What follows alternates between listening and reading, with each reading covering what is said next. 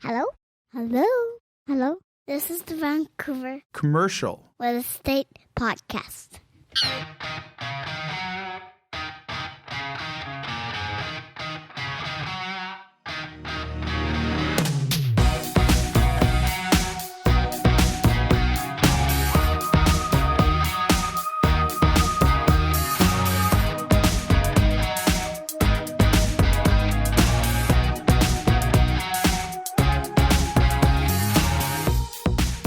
And welcome back to the Vancouver Commercial Real Estate Podcast. I'm your host, Cory Wright. And I'm your sometimes other host, Matt Scalina. And Cory, I got to say, the way that you introduce the show, it almost sounds like we're on NPR or the CBC.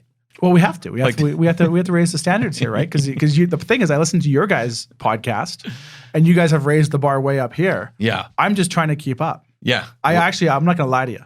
I sit in the mirror every morning, and I open the show that way. And you go, and welcome back. I practice. I get the jawline going. I watch Anchorman to start saying some words before we go live, so my jaw's ready to go, so I can pronunciate and make sure I put the wrong emphasis on the wrong syllables when we're going. No, it sounds great. Who do we got on the show today before we get 10 minutes deep here? So I think they're going to experience this themselves when they listen to the episode, but we have your bromance. This is right, yeah. John Switzer from Impact Commercial Groups coming on, talking all about how owner-occupiers or how business owners can become their own landlords. And a lot of people don't realize, as a business owner, if you have success in your business, you can actually almost borrow against that success to acquire your own real estate. And a lot of times, too, the prices to own it versus leases isn't that far off. Right. This is kind of an incredible talk with John. And you're right. We bonded over a variety of things. Bonded was an understatement. We'll leave that for the interview.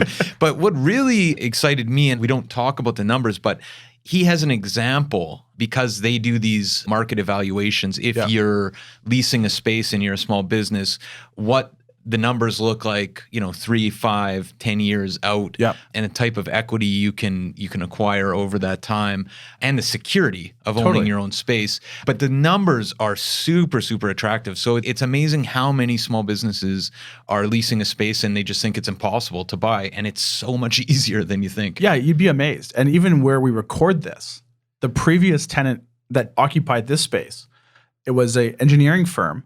And they contacted us to actually look for a larger space to lease. And then we asked them, have you guys thought about purchasing? And at that time, they almost kind of shunned it, like, oh, we can't afford that. $2.7 million later, they bought a phenomenal industrial flex office space for their practice. And a lot of people don't realize the opportunities that exist as a business owner that you can actually acquire your own real estate. And John actually talks about some industries can actually get zero down. And when you sort of look at the numbers, that, hypothetically, if I'm paying $5,000 a month rent for my business, and of that $5,000, let's say $2,000 could go towards the principal payment of my mortgage, and let's say hypothetically the thing went up $1,000 a month in value, at the end of the year, that's $36,000 in increased value and principal pay down that I have gained as the landlord that somebody else would. Well, this makes me think of the late Bing Tom, the architect. And, I think he was lamenting at the time the prices in Vancouver residential real estate, where he said, I ran a very successful business and I made more money on my home than I did, working for 30 years. And that seems hard to imagine, but I guess I'd assume it's true. But in commercial real estate, it's the same thing, right? Like a lot of the time, you can be working with a successful business, but also be playing this real estate market, and in a way in which you're added security. You have a place 100%. to live or to work, and you don't have to rely on a landlord. This is one thing that we see on the brokerage side. I think we alluded to this a little bit on our last episode when we had Jordan McDonald on, was in the brokerage side of the business, we sell a lot of buildings that the actual business owner is the owner of the building, that maybe unsuspectedly. And we hear a lot of stories where they made enough to live off and earn a good living running their business, but they retired when they sold their building. And we see it all the time where guys are selling these industrial warehouses that they may have acquired 10, 15, or 20 years ago for a fraction of the price that what they're worth today, and they're selling them for $4, $5, and $6 million. And I would I mean, I wouldn't go on record and say this, but I think you'd probably, ask a lot of these business owners, and they profited more off the sale of that building than they probably did over the years running their business. Right. So the opportunity, John unpacks all that, lets everyone know how to do it. And the option is there for most business owners if they just sort of reach out. Right. No, it's a great episode.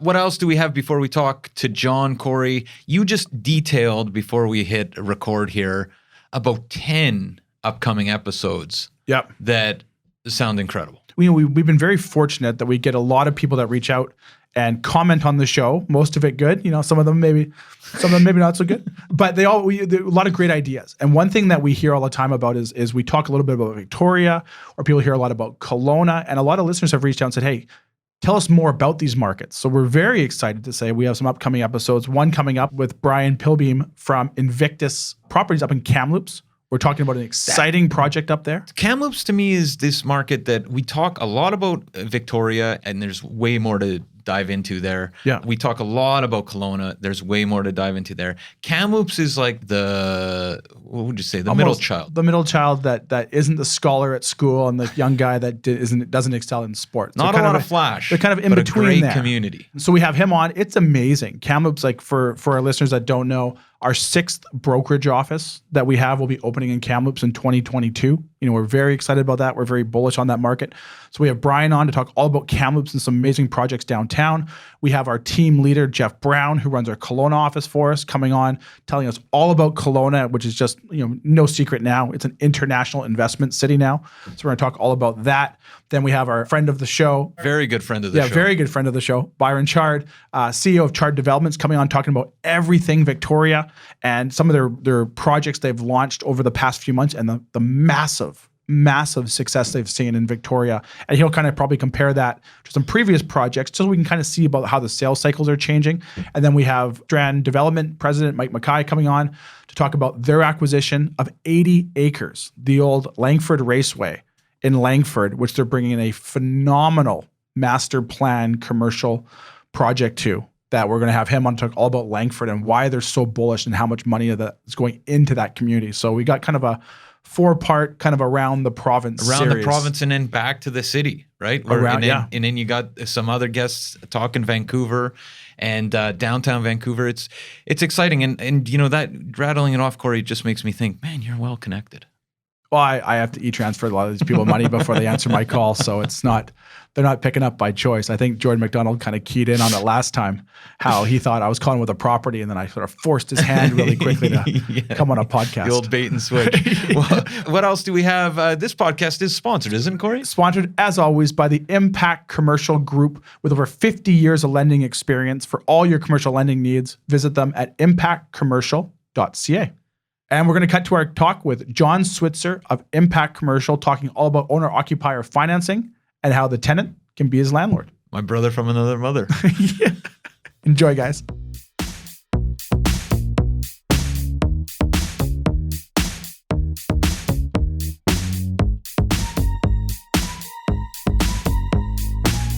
All right, we're here with John Switzer, partner of Impact Commercial Group, one of the industry's leading commercial mortgage brokerages. John, how are you doing today? Doing great, guys. Thanks for the opportunity to chat about commercial mortgages. Yeah, no, thanks for taking the time today, John. Really excited to have you on the show. So, John, so for our listeners who don't know about yourself or even Impact Commercial, can you take a couple minutes and let us know more about who you are? Sure, yeah. I got my start in the banking world, as many of my colleagues also did, with a short stint at one of the international banks, and actually moved on to the investment advisory realm for a number of years, about 6.5 years, but more on the income side. So cash management, it was actually for mining companies and municipalities primarily. So for me, after that, the transition to mortgages was kind of seamless because they're sort of like a cousin to bonds. So yeah, that's a little bit about my background. One reason why we really wanted to have you on was one of the biggest things that we get, or emails that we get and requests that we get, is from business owners wanting to find out more. How can they become their own landlords, or how can they leverage the revenue of their business to become a landlord in the commercial real estate thing, and you've obviously become a specialist in this aspect. Can you maybe sort of start us off with what owner-occupier financing just looks like on the surface, maybe that versus maybe traditional commercial financing? Yeah, so it's a great question. Often one of the first questions I get from clients or referral partners is, what can this property debt service? Because people are traditionally thinking in terms of, rental income on an investment property. So my first question is always, is this for an investor or an owner occupier? Because it completely changes the model on our end. So for an owner occupier, basically the market rents go out the window, and the lenders are basing their risk assessment on the net income of the operating business. So you can see that if market rents support a 50% mortgage, but the net operating income of the business supports, say, 200% of the mortgage, the lenders are totally okay to take the leverage up much higher than conventional to, 85, 90%, sometimes even higher, based on that corporate guarantee that they're going to have at the end of the day from the operator. So for clarity there, they're looking more at the business's ability and what the business can afford to pay versus maybe potentially what that space would rent to a third party type tenant on an investment type thing from a purchaser. You got it. The focus completely shifts to the business. John, you're probably potentially who you're talking to. This might skew the answer a little bit, but I'm just wondering, in your experience, do you have a lot of business owners renting who don't think they can afford a place? Like it's just out of their wheelhouse or out of the realm of the possible? All the time. People get misconceptions constantly because often they'll walk into their, Big Five bank and say, how much can I get financing for if we buy our, the property that we're currently leasing or a new property? And the banks are sometimes going to say 75% loan to value is your ceiling. You can, go and buy whatever you want in a certain price range, knowing that you're going to be putting 25% down. And people take that as, the be all end all. It's the final answer. They need 25% down, and they kind of start planning their lease, because a lot of businesses, that's a big chunk of change that, cuts into their operating capital. The reality is, on any given day, we have access to 5 to 6 conventional lenders who can go well above that conventional ceiling of 75%. And, we see 90% term sheets on kind of a weekly basis from a handful of lenders. And when you say 90%, you're referring to the mortgage amount versus the property price. So if I'm buying a property for $1 million and you can get me a 90% loan to value, that's a $900,000 mortgage we can apply to the property. You got it. Is there sort of a, and obviously we would be telling anyone listening, hey, John's the guy to talk to here. Don't do your own back of the napkin type analysis to see if you might be one of these people John's talking about who potentially can be buying their space. But is there any kind of back of the napkin type analysis somebody, listening in their car or on the treadmill right now can do to figure out if they should potentially be getting in touch? And just for our listeners there, wait till you're off the treadmill or stop driving before you start to calculate. Should have clarified. Yeah. So there is a really important ratio in commercial financing called the debt service coverage ratio. So generally with these types of high ratio owner-occupier mortgages, there's an average debt service coverage ratio of about a 1.25. And what that simply means is for every 100,000 of mortgage payments, you have to have 125,000 of net cash flow from your business. And that can open up another, can of worms a little bit, where there's add backs that we can do. So if a company is currently paying $50,000 a year in basic rent to lease their space, and they're going to be purchasing a different property and moving their operation out of the lease into the, beneficially owned property, we can add back that $50,000 of rent to what would be there to service the mortgage payment. So might be a little convoluted, but that's where we arrive at the net operating cash flow, and it can sometimes be quite a bit higher than the net income reported on the financial statements.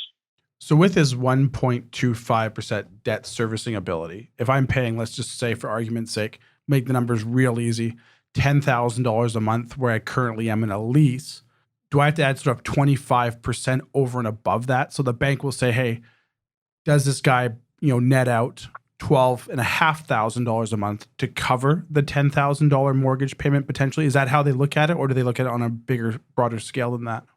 Yeah, it's not so much related to the lease. The lease is just one piece of it. It's the net income reported on the income statement. So, business owners are familiar with the term EBITDA, which is earnings before interest, taxes, depreciation, amortization. That's basically what we're looking at. But we are also wanting to know the income taxes that they're paying, which gives us that final cash flow number that's there to debt service the mortgage. So to answer your question on the $10,000 mortgage payment, yes, they're going to want to know that you have at least $12,500 monthly in cash flow from the business to support that mortgage. Can we talk a little bit about the benefits of owning your own space versus leasing in the commercial world?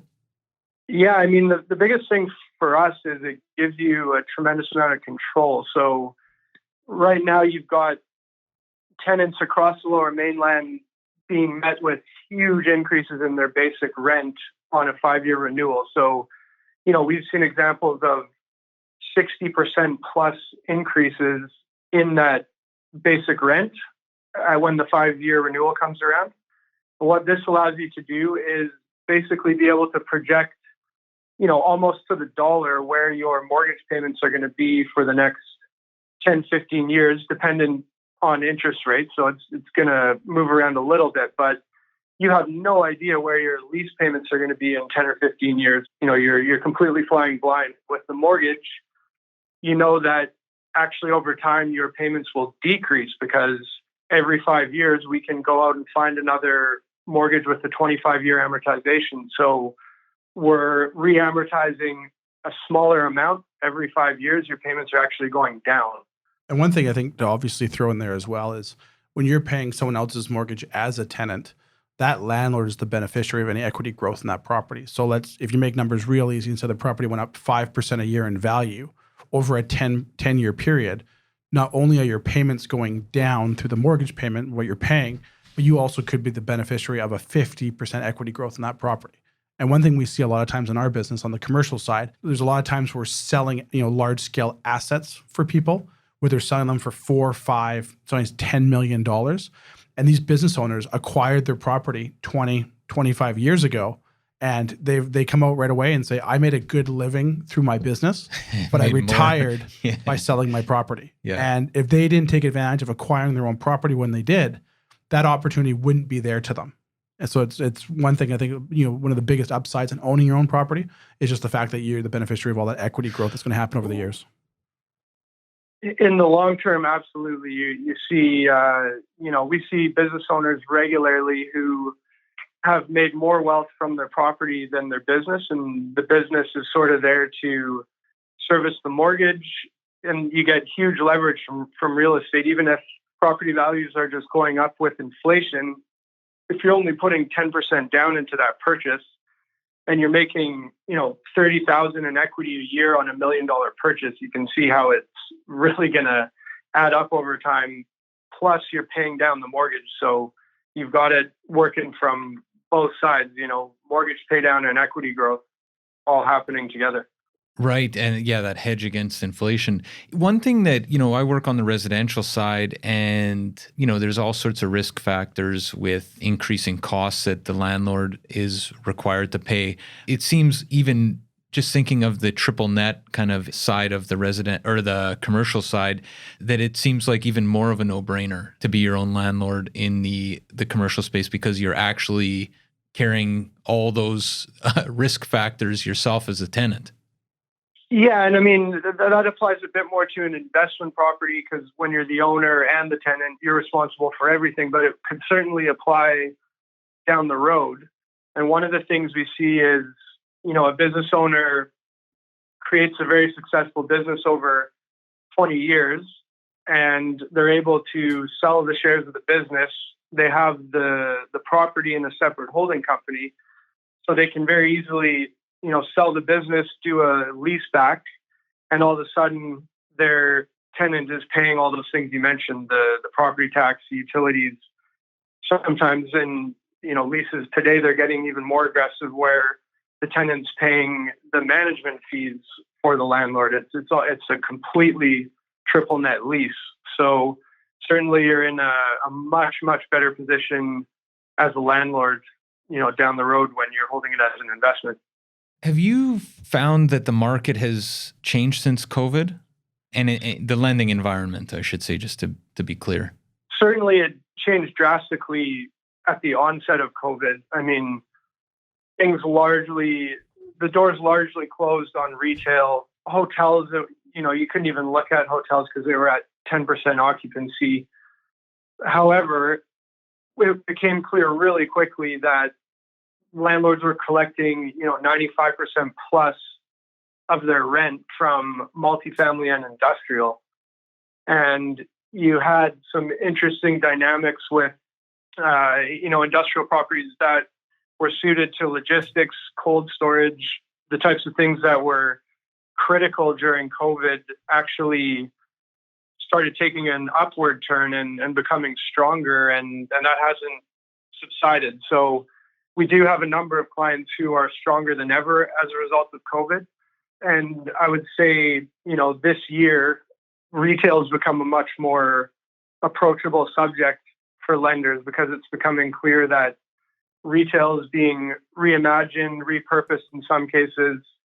And I would also just say that, the outdoor malls with sort of national tenants like big pharmacies and liquor store anchor tenants, they were pretty strong throughout because those were all, places selling things that were necessities for people. So, yeah. I like how you threw a liquor store in there as a necessity during the pandemic. Speaks volumes, John. So I'm not the only one. That kind of leads me to my next question. Is there an asset class, whether it be industrial, office, or retail, that lenders are more keen on? I guess that probably takes out retail considering the landscape of the market right now. But traditionally, is there an asset class that they're more keen on lending to owner-occupiers in, or is there an asset class that they're sort of less keen on lending to with owner-occupiers taking space?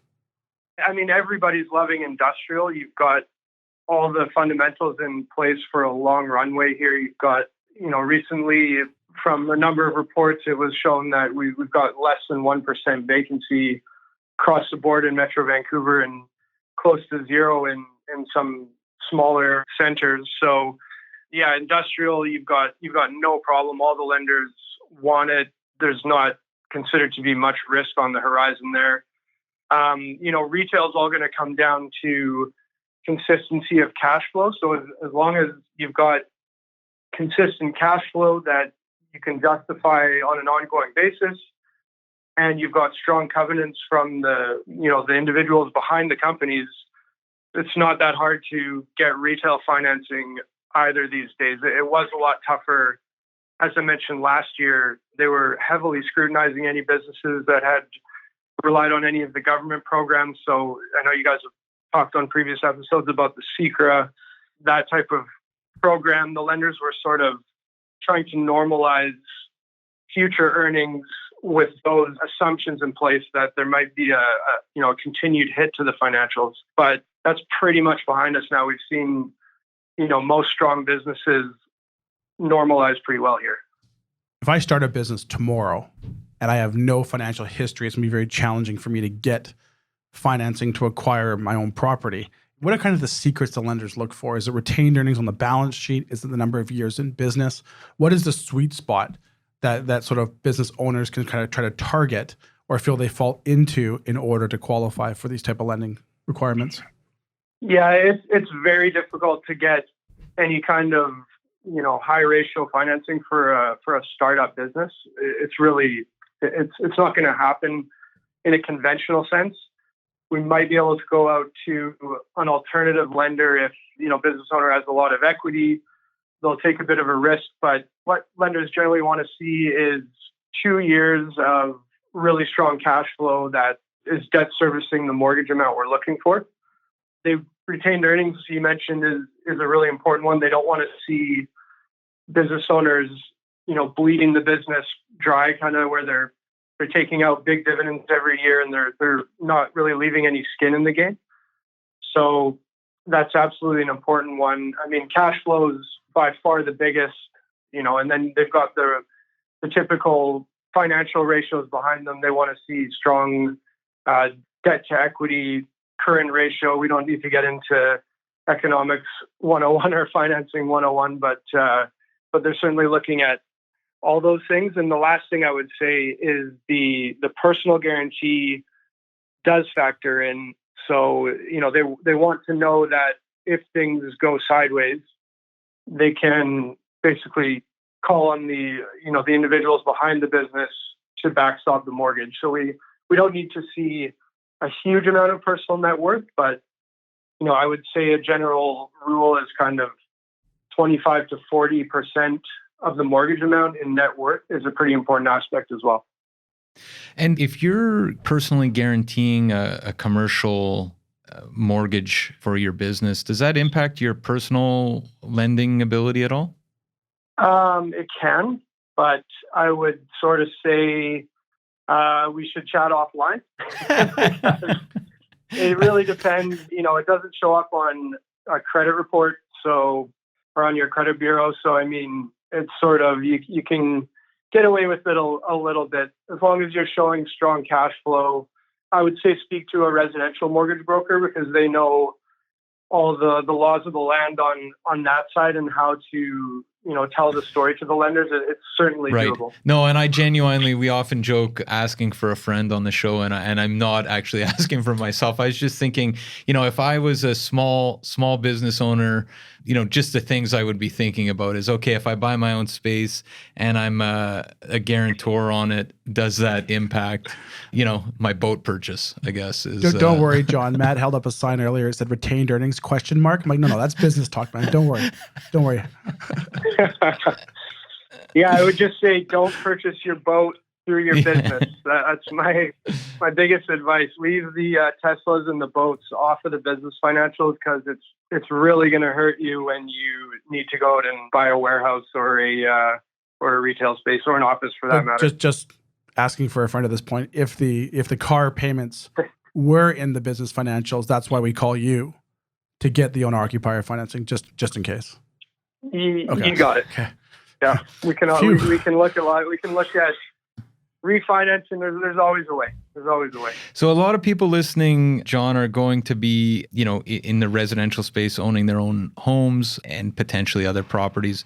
Somebody out there might be wondering about difference in interest rates on a commercial purchase and where interest rates are going in your mind. Can you speak a little bit about interest rates? Yeah. So as a general rule, in the current environment, you can kind of add 1%, I would say, on average.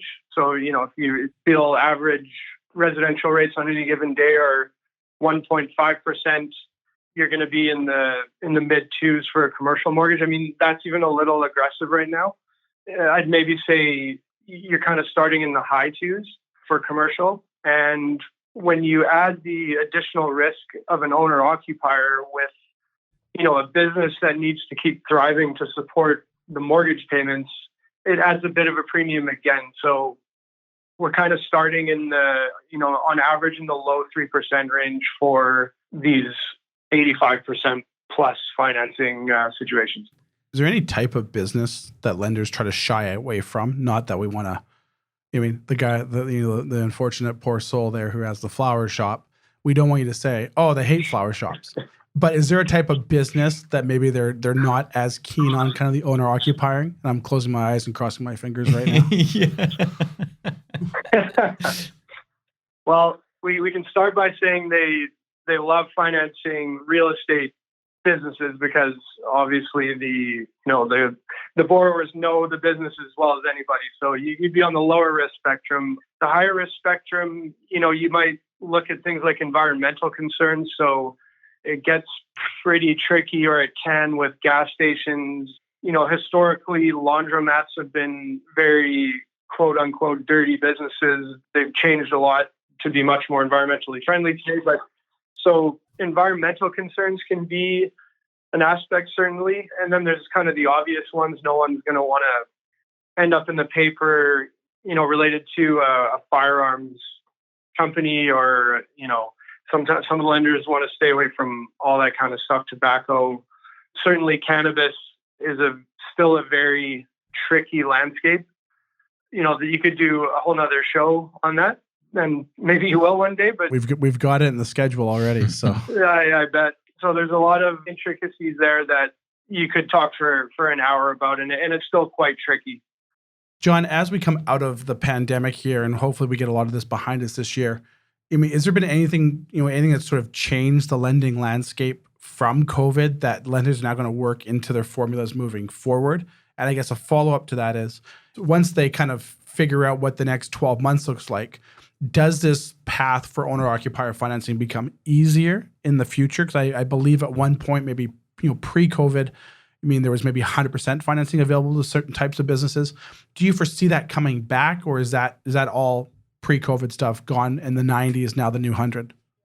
Yeah, one of the biggest things that's been a result of COVID that I should have mentioned earlier is interest rates are way lower. So, we've shaved more than 1% off of pre-COVID commercial interest rates easily. So what I do think is now is a really good time to be looking at it, because it's pretty much a foregone conclusion that rates aren't going any lower. So with that in mind, it could actually get trickier to do financing for companies that are right on the fence. If we get a couple interest rate hikes from the central bank, and lenders also foresee future hikes coming, they'll often raise rates more aggressively than the underlying forces driving those mortgage rates. So we could see rates 1% higher in a couple of years, which is going to make it harder for some guys. As far as the 100% financing, it's absolutely still available in the right circumstances, but it's not the norm. If you're looking at any sort of traditional manufacturing or more commercial business, you just have to have really, really strong cash flow that everybody's comfortable is going to be maintained over the coming years. But there's other aspects where there's a professionals category at a lot of the lenders, where if you're doctor, dentist, veterinarian, then 100% financing can be quite common. It's always just important to know that all the lenders have very different parameters, different criteria. We could spend an hour talking about that as well. So, but it is important to know that 100% financing is still on the table. It's possible down the road it becomes even more prevalent like it was before COVID, but hard to say on that one. Maybe as a final question, John, I know you guys provide a complimentary lease versus buy analysis, and I've looked at some of the numbers, and based on this conversation, it seems like a no-brainer for most relatively successful businesses to kind of think about buying the place or something similar to what they're leasing, right? Apart from, say, a business failing, what are the risks in your mind to owning your own space? Honestly, I'm a little biased, but I think the risks of leasing in this market are much greater, just with the certainty of where lease rates are headed. I think everybody agrees they're not going down. The biggest risk, I think you already mentioned, is that the actual business runs into problems, because you're looking at leverage levels that are much higher than what current market rents can support. So if you were forced into a position where you had to bring a tenant in, you might be looking at 50% of the property value as a mortgage that can be debt serviced by that rental income. And meanwhile, you finance 90% of the property. That would not be a good situation to be in. So I think the biggest risk is just, the strength of the business. You have to be very confident that you can maintain a certain level of cash flow for the foreseeable future. Well, that's great advice, John, and we really appreciate having you on as we, sharing that with us. We have our MLG 6-pack, 6 lighthearted questions we ask you so we get to kind of know you outside of the work. Do you got just a few more minutes to hang out with us? Oh, absolutely. So the MLG 6-pack is brought to you in part by McKinnis Law Group for all your commercial legal needs, from commercial closings to commercial leases. Please visit them at mlglaw.ca. All right, John, I'll let Matt lead her off here. First question for you, John. Favorite movie? Favorite movie? I'm going to have to go with True Romance. Ooh, interesting. You know what? I watched that probably within the last 6 months. I think it's on Netflix now. I hadn't seen that since the 90s. That is a great, great movie. And you know what? I didn't realize. I was quite a bit younger when I watched it the first time around. But I didn't realize how that was basically a fantasy for Tarantino, just making a movie where a really good-looking girl falls in love with a comic book nerd. Like kind of playing, he's Christian Slater, right? But that's a great movie. I digress, but good choice. Very valid point. Literally every famous person at the time is in that movie. It's got a massive roster, but no, love that I feel I should give you guys a minute here before I ask the next question. Yeah, you guys going to be okay? Yeah. Is this bromance blossoming here? Yeah, that's a great movie. All right, John, favorite vacation spot when you find some time? Ooh, favorite vacation spot. I really liked Costa Rica. I went there with my then fiance, now wife, a number of years ago. I know I liked it a lot more than her, so I don't know if I can drag her back there, but I love Costa Rica. Don't worry here. You and Matt seem like you guys are blossoming this romance. I was going to say, John, Matt could be available for you. Are you available for a beer? No, I've also been to Costa Rica, and I would second that. It's a great spot. Been there multiple times. I'm about ready to get up and let you discuss this. The two of you guys can exchange numbers after. All right, John. Yeah. Favorite quote or words to live by? And no matter what you say, Matt's going to say, "Oh, that's my favorite too." That was exactly what I was going to say, John. Oh, you got to give me a minute on this one. I should have been more prepared. Well, you know what? I can fill this because I just heard a great one. Yeah. The time while you're thinking, John. So the quote I heard recently on another podcast that I thought was great was, "Cynics get to be right, optimists get to be rich." Oh, that's a good one. That's a good one, eh? That's a good one. That is good. That is good. You know what? I'll go I was going to say, if John says, "I love it, that's mine," I'm taking off the headphones and I'm walking downstairs. I would say cynics get to be right, optimists get to be rich. Perfect. Just so you know, too, we're calling you from Matt's phone. So if you get a text from this number after asking you out for dinner, that's where it's coming from. I'll be there, buddy. Favorite band or song? I'll go with the band I've probably listened to the most over the years, which is Led Zeppelin. Matt? I don't think we can be friends. No. No, of course. Matt's more of a 98 degrees type of guy. One book, John, you would recommend to anyone listening? I don't do a lot of reading of books lately, and I know I'm not alone there, but I recently listened to a book called Little Giants, and it's about really successful businesses over the last, say, 100 years that have chosen to stay very small. And I wanted to read that one because that basically mirrors our business where, we know that we're never going to have more than 10 or 12 guys. It's going to be a small shop, and lots of good insights in that one on thriving small businesses. What would be an example from that book? I find that really interesting. Yeah. What's an example they use in that book? One of them was, I believe, Anchor Brewing. I can't remember where they're out of. I think Colorado maybe, but really interesting one there because they got approached by the Vegas casinos saying they wanted it in a bunch of their casinos, and they shot it down because they knew it was going to take them off track. Wow. And then there was this little company in the U.S. as well that started making local sports trophies and ended up making Olympic medals for every event. So just some really interesting stories in there. Last question for you, John. What's a piece of advice you'd give our listeners? Maybe we'll tailor it towards you, who are looking to, might be a tenant themselves running a business that they want to buy their own real estate. What's a piece of advice you can give them?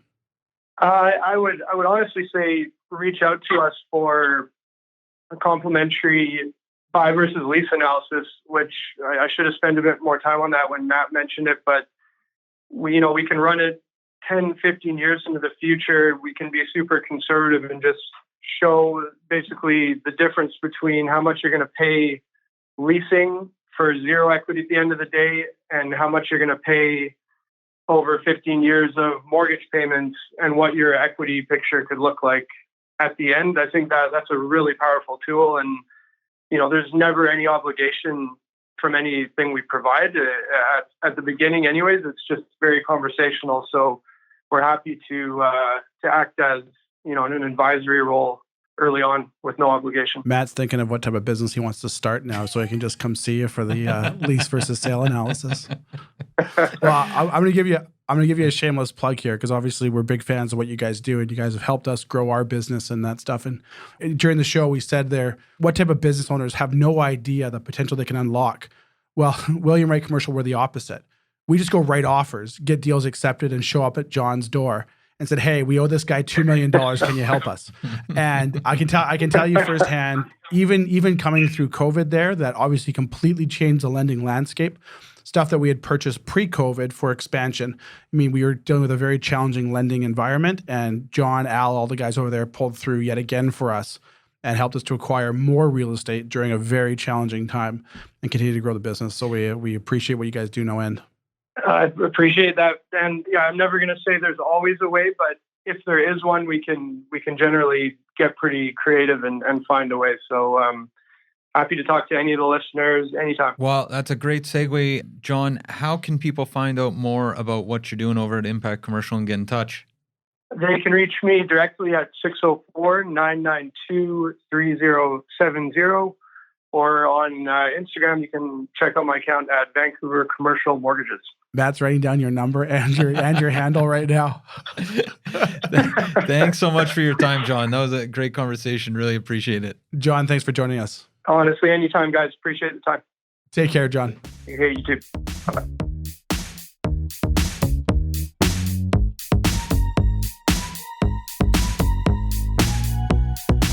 There you have it, everyone. Our interview with John Switzer of Impact Commercial Group. I'll be honest with you. Towards the end of that interview, you guys, BFFs, it was a little uncomfortable in the room here for me. You know what? It's I felt like I needed to step out and give you guys a minute.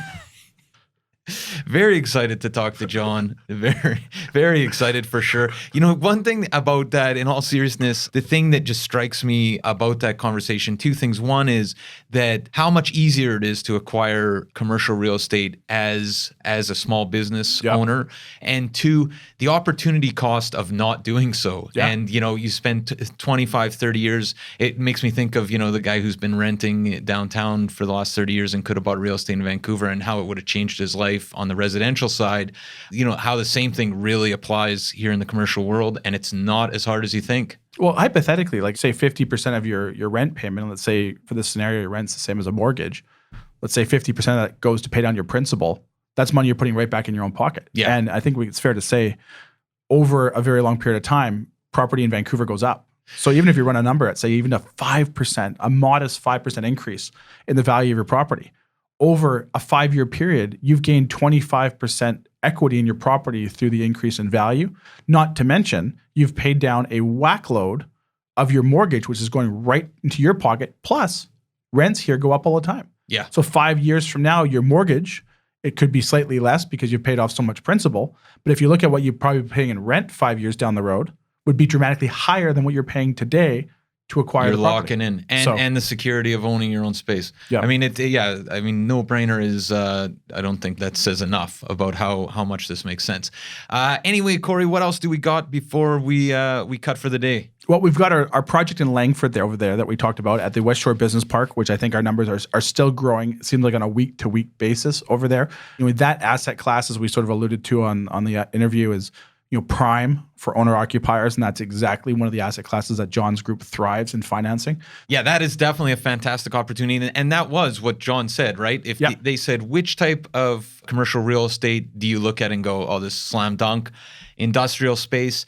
How can people find out more about that project and what you guys are doing over at William Wright Commercial? They can always visit our website at williamwright.ca. they're always welcome to send me an email at Cory@williamwright.ca, or they're always welcome to call our Vancouver office at 604-428-5255, and they can let us know what they're looking for, and we'll put them in touch with a broker at any of our offices throughout the province to make sure we can facilitate their needs. Fantastic. And we should say, of course, the Vancouver Commercial Real Estate Podcast lives over at VancouverRealEstatePodcast.com, where we have the live wire with various residential and commercial opportunities week in, week out, one click away. The industrial space in Langford is on that list currently. There will be others upcoming. So head over to VancouverRealEstatePodcast.com and sign up there. And, you know, on our podcast, Cory, it's just struck me. We always talk about PCS, you know, the service in which you'll see MLS listings prior to them hitting MLS. You get sold prices, that type of thing. There is no equivalent in the commercial world because so many of these deals are off market. Yeah, and that's one of the challenges with the commercial real estate industry as a whole. And that's why having a broker who's on the forefront, they're in the marketplace that you're looking to get into, is really important for stuff to pass you by. And one way they can do to try to get the latest listings and information from William Wright is go to our website at williamwright.ca. They can sign up for our newsletter there, and it's going to get you, early access to listings and transactions and kind of everything that we're doing throughout the province. So, I mean, that's one way to try to curb it, but there's no one-stop shop, unfortunately. I would say it's William Wright. Oh, that's I would say the one-stop shop's William Wright. Yeah, to be honest with you, I gotta agree with you on that. I gotta say, commercial real estate, it's more of a contact sport. You gotta be talking to people as Jordan McDonald kind of put it last episode. You gotta be talking to people to make the deals happen. So anyway, that's it for this week. But before we go, I have to say hi to my sons, Owen and Liam, because when I'm driving and I'm listening to the episodes sometimes, they always say, "Dad, you're podcasting. You never say hi to us." So I'm saying hi to Owen and Liam, my 5-year-old and my 3-year-old right now. Fantastic. Well, have a good week, everyone, and we'll be back next week. Thanks for listening. Subscribe today.